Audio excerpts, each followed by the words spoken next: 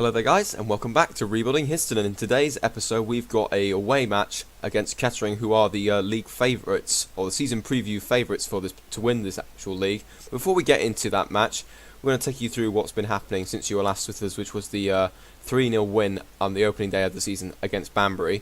We then went to Salisbury midweek and won 3-1, and I was actually quite surprised with the result that we were able to obtain in this particular match, but considering the fact that Salisbury were very effective in the division below us, or division in the same. They were in the same division, same tier as us last year, but in the Division 1 South and West, and won the league with 91 points. So I was expecting us to actually get beaten this game, but we played fantastically well there. Callum threw with a 40th minute free kick, I think, from if I recall. Yep, free kick right here, and it just goes in off the keeper, and the keeper kind of should have really done better, but it was fantastic to get threw off the mark for the season. Ryan Williams then scored his second goal of the season after 49 minutes, and then Labros Michaelidis making it 3 after 56. Alfie Andrews scored from a set piece to pull one back for Salisbury, but in the end it wasn't enough for them to get back into the game, and we ended up winning 3-1. We then lost 1-0 at home to Oxford City. Now I was really disappointed with the outcome of this match because we were dominant, as you can see from the stats. 11 shots, 7 on target. I think we had about 5 clear-cut chances, and they had 1 clear-cut chance, and they actually scored it. The goal from Jack Hilton-Jones. So, in my opinion, I don't think we shouldn't have really lost this game, but we should have really taken the opportunities when they came round to us. But it just shows, at any level of football, if you don't take your chances, you're going to get punished. So, bit of a missed opportunity there to increase our have a good unbeaten start to the season, but we're going to have to make some changes there. And unfortunately, we then lost back-to-back games, losing 2-0 away at Cheshire. We weren't at the races at this game either. I mean, yeah, look at, if you see the ratings, I mean, the defending wasn't too bad, but our pace up front, our attacking forward prowess up front was just rubbish. 6.3 ratings for Marshall Katung and Ryan Williams, also 6.2 for Michaelidis, so I decided to drop Michaelidis for the next couple of games just to get it into his head that you can't just drop the ball at any time, because we should have really got back into the game after Matty Taylor was sent off after 20 minutes, only just 20 minutes, and Nick Wright had only just scored and put Cheshire 1-0 up.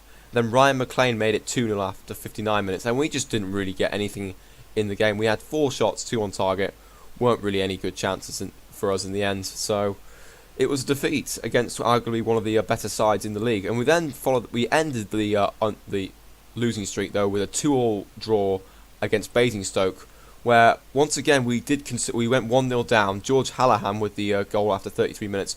We then had a little half-time team talk, and Steve Reed and Justin May turned it round for us and made it 2-1. However, Aaron Redford made it 2-2. And in the end, based off the overall stats and stuff, I think that was that's a fair result, a 2-2 draw between the two sides. And to be honest, we needed something just to end the rot we were in after those 2 disappointing defeats that we just had. We then went on to the FA Cup first qualifying round, which is a away match against Lancaster, and this was a lot tougher than it should have been, but Luke Harding after 5 minutes scored the only goal of the game and ensured that we advanced into the next round. I mean, Lancaster had one clear-cut chance in the game, and they really should have taken it, because it was towards the end of the game. It would have sent the game to a replay, which fortunately didn't go in for us. That was fortunate. I didn't really want to play an extra game, because that would have been the live come instead of this game that we've got. But we did what we needed to do. We got through to the next round of the FA Cup, and we've actually now matched the board expectations on this competition once again. We've now been rewarded with a home tie against Bishop Auckland, who are, I think, in the same tier or the same division as Lancaster City, but not 100% sure on that front. But we've been rewarded with a home draw against the team in the lower tier. So fingers crossed, if everything goes well, we should be able to win that game as well. So in terms of the actual league itself, we are currently sitting in 13th place with 7 points from the first 5 games. To be honest, that's not a bad start considering that we were a team that was promoted, and at the moment I will take that. But I've just seen that AFC Kempston are in front of us by 2 points. That's a little bit annoying considering that they came up via the playoffs with us, and they're currently leading ahead of us at the moment. But it's a very early stages of the season. They may have had a couple of favourable fixtures. So, without further ado, we're up against Kettering today, and I'm, to be honest, not expecting anything from this match because of the fact that Kettering are our favourites, and they're currently sitting second in the league, just three behind Chesham on goal difference at the moment. So, I think that loss to Chesham was kind of a sorry, I lost my train of thought there. The loss to Chesham was kind of expected then, if they are winning the league at the moment. So, in terms of the actual team, Glider has actually made his return to the team, but he hasn't had a good start so far. He's played 2 and hasn't scored yet, so I'm hoping he can change that today and he can get onto the score sheet for the first time this season. We're going to have a little change of the bench, I think. Simeon May, I'm going to bring on, I think, and Matty Harper. No, I'm going to keep Matty Harper on. We're going to have Simeon May, Steve Reed, Mason Bloomfield, or Marshall Katung. Then Bloomfield hasn't scored yet. Marshall Katung has. I'm going to go Marshall Katung for this particular match. So without further ado, Avos Michailidis is now back in the side after his being dropped for a couple of matches. So fingers crossed I've got through to him that he needs to step up and do better in the league itself. So without further ado, let's just continue. We're actually on... No, actually, there was something else I wanted to mention, which was quite funny. The World Cup got moved to Morocco, out of all places, from Qatar to Morocco. I mean, it could have easily been at some other country, for example, I don't know, USA and Australia, who both were nominated as part of the World Cup selection process and already had the facilities. But for some reason, the game thought, oh, Morocco's a great place to play the World Cup. Even though I don't think they have any football facilities whatsoever. Yes, they have Sofiane Boufal, who I think is Moroccan, from Southampton. Don't quote me on that. I might get roasted in the comments if I did get that wrong. So apologies in advance. Let's get on with the game itself, though. Looks like they're playing a interesting system. Defensive midfielder and two centre mids, attacking midfielder and then 2 strikers. So those 3 guys at the top are probably going to be the most influential players, especially the attacking midfielder. So I'm going to show him onto weaker foot. One of these guys might be a deep lying playmaker as well, so we're just going to have to watch that out.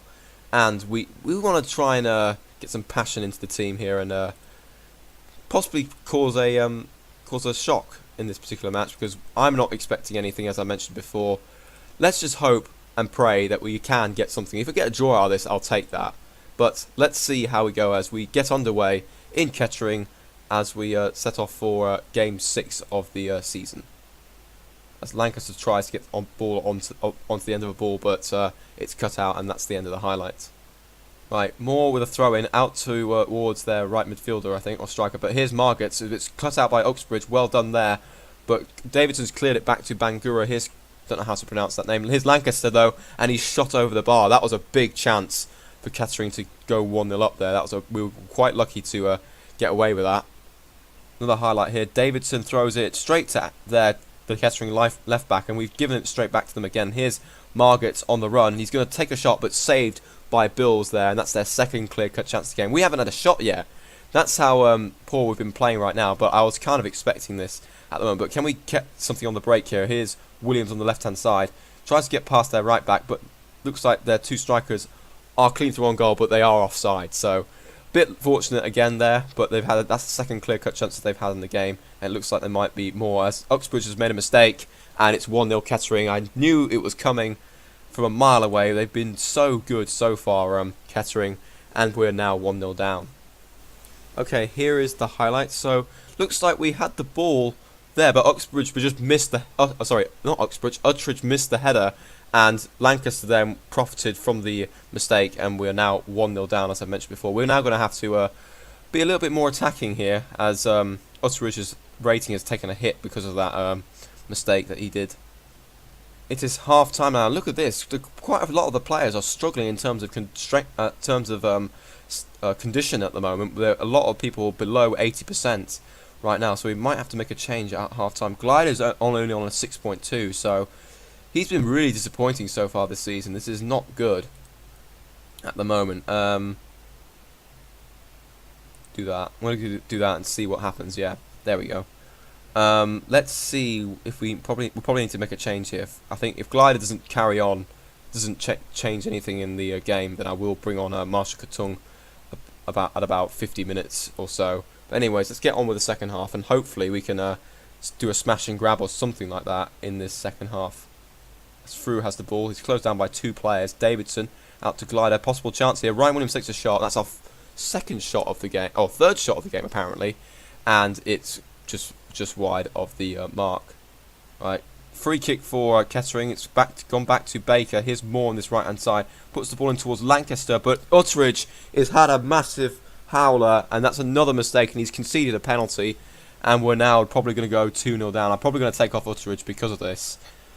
He's just having a shocking game at the moment. I thought he would be good for this game considering his star rating. But Bills has made another save.